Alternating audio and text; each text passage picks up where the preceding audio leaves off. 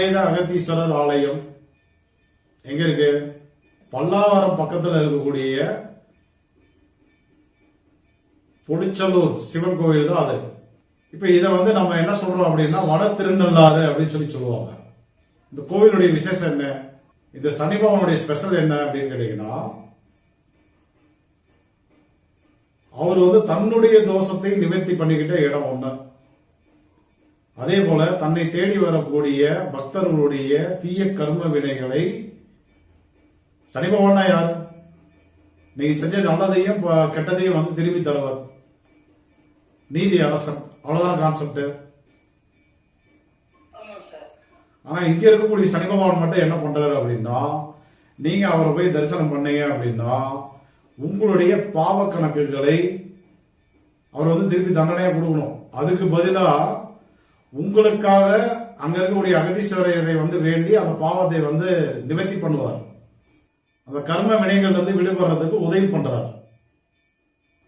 அதனாலதான் இங்க இருக்கக்கூடிய சனி பகவான் ஸ்பெஷல். இங்க இருக்கக்கூடிய சிவன் சுயம்பா உருவான ஒரு சிவன். சுயம்புனா தெரியும் இல்லையா?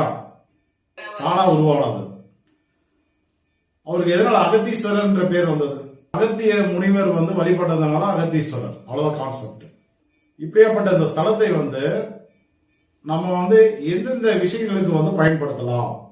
சனி பகவான் யார் யாருக்கெல்லாம் பாசிட்டிவா இருக்கோ அவர்களெல்லாம் இந்த புளிச்சலூர் அகத்தீஸ்வரரை போயிட்டு அங்க இருக்கக்கூடிய சனி பகவானை வணங்கும் போது உங்களுக்கு நல்ல ஒரு அனுகிரகம் கிடைக்கும். சனி உங்களுக்கு யோகியா இருக்காரு, உபயோகியா இருக்காரு, கரணநாதனா இருக்காரு, அல்லது வேற ஏதோ ஒரு நிலையில நல்ல நிலையில இருக்காருன்னா நீங்களாம் போயிட்டு வணங்கலாம். அல்லது சனி பகவானா பாதிப்பு வருபவர்களும் இந்த புளிச்சலூர்ல இருக்கக்கூடிய அகத்தீஸ்வரர் ஆலயத்தில் இருக்கக்கூடிய சனி பகவானை போயிட்டு ஒரு கௌளவ கரணம் நடைமுறையில் இருக்கக்கூடிய நாளில் போயிட்டு ஒரு நல்லெண்ணெய் தீபம் போட்டு எல் தீபம் போட்டு அவருக்கு ஒரு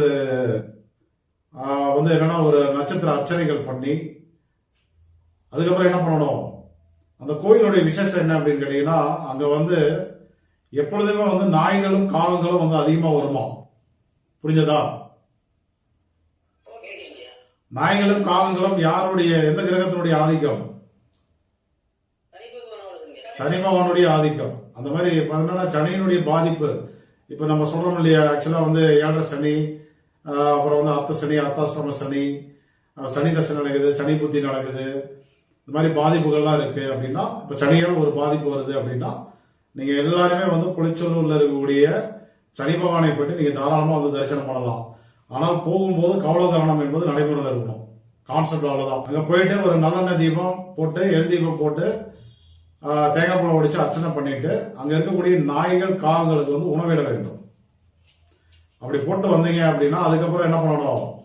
அங்க இருக்கக்கூடிய அகத்தீஸ்வரரையும் ஆனந்தவள்ளி தாயாரையும் தரிசனம் பண்ணிட்டு வீட்டுக்கு வரும்போது அந்த தோஷம் நிவர்த்தி அடையும். இது சனியை வச்சு எடுக்கக்கூடிய விஷயங்கள். 12 வீடுகள் இருக்கு. அந்த 12 வீடுகள்ல தனுசு வீடு, மீன வீடு, இந்த 2 வீடும் யாருக்கு முடக்கு தோஷமாக வருகிறதோ, முடக்கு வீடாக வருகிறதோ அவர்கள் எல்லாம் அந்த முடக்கு தோஷத்தை நிவர்த்தி செய்வதற்கு இந்த அகத்தீஸ்வரர் ஆலயம் போயிட்டு அங்க இருக்கக்கூடிய சிவனுக்கு தீபம் போட்டு தேங்காய் பழம் அடிச்சு அர்ச்சனை பண்ணலாம், அல்லது ஒரு அபிஷேகம் பண்ணலாம், சகஸ்ரநாம பூஜை பண்ணலாம். அது உங்களுடைய வசதிக்கு தகுந்த மாதிரி. ஆனால் போர் அன்னைக்கு குரு பகவான் பலமாக இருக்க வேண்டும். சூலம் வரியான் வைத்திய அதிகண்ட வஜ்ர சுக்கிரம் நாமயோகம் நடைமுறையில் இருக்கும் போது அகத்தீஸ்வரரை போயிட்டு நீங்க தரிசனம் பண்ணீங்கன்னா தனுசு மற்றும் மீனம் இந்த 2 ராசிகள் யாருக்கு முடகா இருக்கோ அந்த முடகு தோஷம் நிவர்த்தி அடையும். முடகதிபதி உங்களுக்கு குருவா வராது. அந்த வீட்டுக்குள்ள இருக்கிற கிரகங்களும் புனிதப்படையும். குருனா உங்களுக்கு பணம்னு எடுக்கலாம், தங்கம்னு எடுக்கலாம், மதிப்பு மரியாதைன்னு எடுக்கலாம், உயர் பதவின்னு எடுக்கலாம். அப்ப யார் யாருக்கெல்லாம் முடக்கு தோஷமாக இந்த 2 வீடுகள் பண கஷ்டத்தில் இருக்கீங்களோ அவங்க எல்லாம் இந்த தோஷத்தை நிவர்த்தி பண்ணிக்கணும். ஆனால் ஒரு முறை போயிட்டு எனக்கு நிவர்த்தி ஆயிடுச்சுன்னு நம்பினீங்கன்னா அது உங்களுடைய முட்டாள்தனம். ஒரு 3 மாசத்துக்கு ஒரு முறை, 4-5 மாசங்களுக்கு ஒரு முறை தொடர்ந்து போய்கிட்டோம். பண கஷ்டம் நல்லா இருக்கீங்கன்னா விட்டுருங்க. மறுபடியும் பண கஷ்டம் எட்டி பாக்குது அப்படின்னா மறுபடியும் ஒரு போயிட்டு அந்த ஒரு வழிபாடுகள் வந்து பண்ணிட்டு வந்துடணும், பரிகாரம் வந்து பண்ணிட்டு வந்துடணும். இப்ப ஐயா எங்களுக்கு வந்து தனுசு முடக்கு கிடையாது, மீனமும் முடக்கு கிடையாது.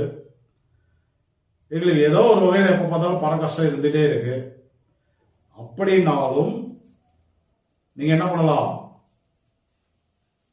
இங்க இருக்கக்கூடிய அகத்தீஸ்வரரை போய் தரிசனம் பண்ணும்போது உங்களுடைய ஜாதகத்தில் இருக்கக்கூடிய குருபவனுடைய தோஷம் வந்து விலகி பணத்தில் இருக்கக்கூடிய தடைகள் வந்து விலகும். குரு வைநாசிகம், சனி வைநாசிகம் தாராளமா வந்து போய்க்கலாம்.